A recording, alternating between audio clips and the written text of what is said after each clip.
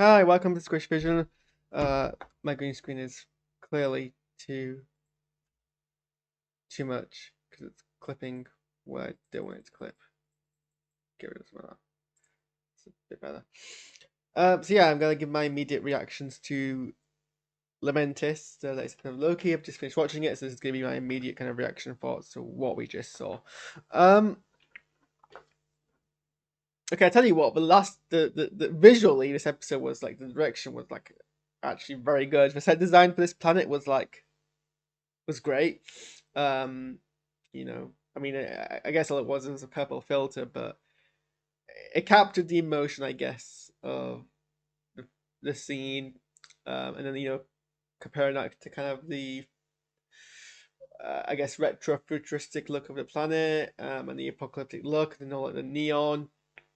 I think the thing I was impressed with most of all was the final sequence, which was basically a winner. It wasn't. I don't think it was shot as a winner. There were some obvious points where clearly they used the whip pan to disguise a cut, um, like really obvious points, which is a bit of a shame because those are things you can easily disguise. But I mean, I appreciate a winner nonetheless. Winners are one of my favorite things to do in film. I try to like fit winners into like every film that I do, and so that one long take at the end when they were fighting their way to the arc was quite good. Apart from that, I don't really understand what the point of the episode was or what was happening or kind of really the stakes or anything. Um okay, I don't understand kind of the I don't know, it's hard to really understand the character motivation throughout. And if that's meant to be the point, then that's fine, as long as it pays off that way. Like as long as we get kind of some sort of payoff which makes go, oh, so that's what they were doing. Otherwise it's kind of like it's the same thing I guess with One Division. I don't understand why the motivations of or the mechanisms of what was happening in the background. It's like, well, that's fine as long as it comes together all in the end, and it didn't with One Division. I'm kind of worried it's going to happen here. Um, because like I don't know.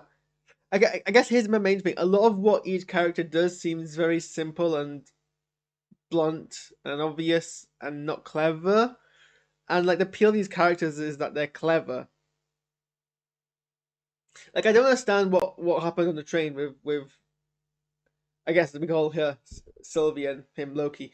I guess I don't understand what happened on the train with him when he started singing and then got them both thrown out of the train, basically ruining their plan. Optimistically, that was deliberate, and it was like that's going to pay off in a way which is hopefully more explicit, so we know about rather than me just headcanoning it. Because in terms of super text, or I guess just text,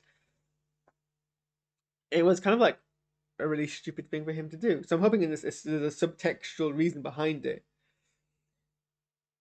The first four is actually one of my favorite Marvel movies, which a lot of people don't seem to agree for some reason. They don't really high rank the first two, four films highly.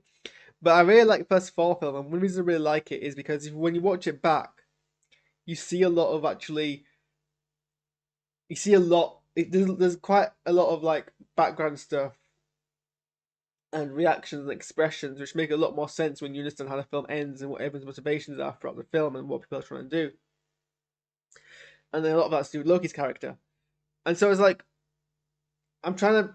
Is that what's happening here? And when we finish the series, I'm gonna go back and things are gonna actually make much more sense. So that's what I hope. But I'm kind of worried, and this is actually a big problem I think with the MCU show so far.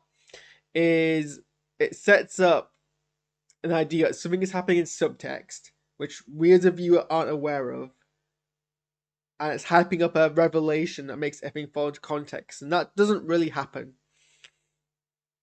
The whole of One Division was a mystery that never really pays off everything it sets up. In Captain America and Winter Soldier, they, the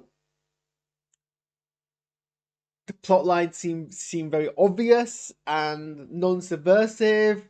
You're like, oh well, I'm assuming something subversive is gonna happen, and oh no, but they're just playing it straight, and it's kind of disappointing. Um, around where it's gonna happen here, like everything else fantastic. The set design's fantastic. Still absolutely love the music in this and the sound design of this series. The sound design is phenomenal. The acting is great. And the first few episodes had me hooked in terms of the mystery, but here it just seems. So was Sylvia's plan literally just to like distract the TVA by time bombing multiple timelines and then turning up and stabbing people?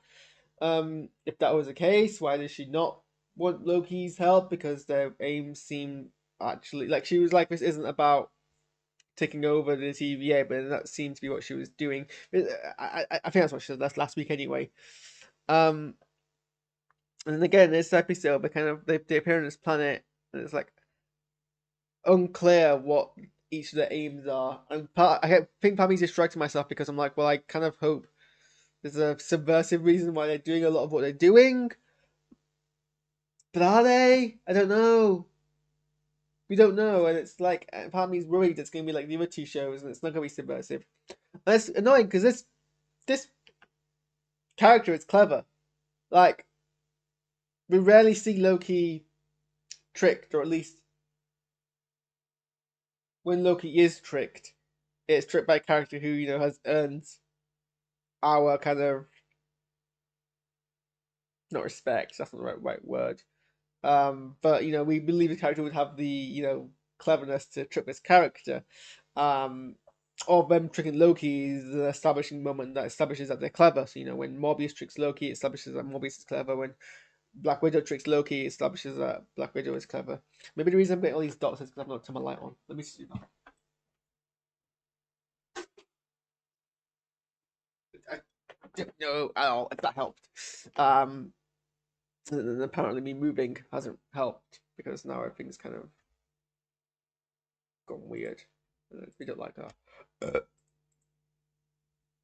What's going on and why? Let me get rid of some of that. The green screen on OBS isn't great. Or it's not great when you're like this is your setup. Although you think this is actually fairly anyway, that's by the by.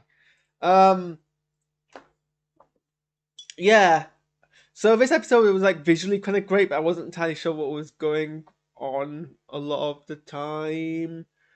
I felt like I kept feeling like they were dropping clues, but I don't know if that's me projecting and me be like, oh, clue, and then oh, it's not actually a clue in the end. It's gonna be something.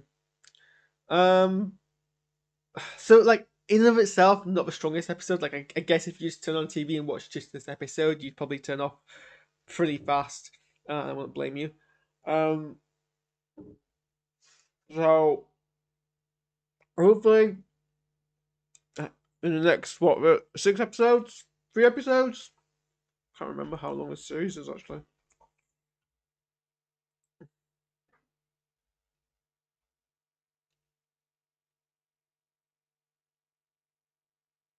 The Guardian's review this episode is this just Doctor Who with a big budget? Why do people keep comparing this series to Doctor Who? It has very little, if anything, it's more like Primeval. There's a time travel plot. The protagonist is a British man, but do people think that all there is to Doctor Who is time travel? Because that is one of the no, Doctor Who is so much more deeper. I realize I'm fully studying Doctor Who here, but thematically, there is a lot to Doctor Who, and this show shares thematically very little with Doctor Who. I don't understand this frequent comparison to Doctor Who. Doesn't really make sense. 6 episodes, so we're halfway through this show. At this point, so this is the halfway point. And I don't understand the stakes of this episode because every single dilemma they put themselves through seemed very their own fault. I don't know. It's not like they were thrown into a situation. It's they got thrown out of a train because of Loki for reasons which I'm not entirely sure are meant to be serious or not. I was like, and their plan to get onto the arc didn't seem like it was well thought through. So considering how much of a rush they were in, they spent a lot of that Wunner just standing around. I'm pretty sure they went back and forth the same point like 2 times. So so yeah, that's my thoughts on this episode. I don't really have much more to say, and I think I'm trying to aim to keep things nice and concise. And actually, I've been going for 11 minutes, which is impressive. So we'll end it there. Let me know what you think. And yeah, I'll see you on Friday, I guess. Just gonna scoot my mouse back over to this window so I can press this button. Bye.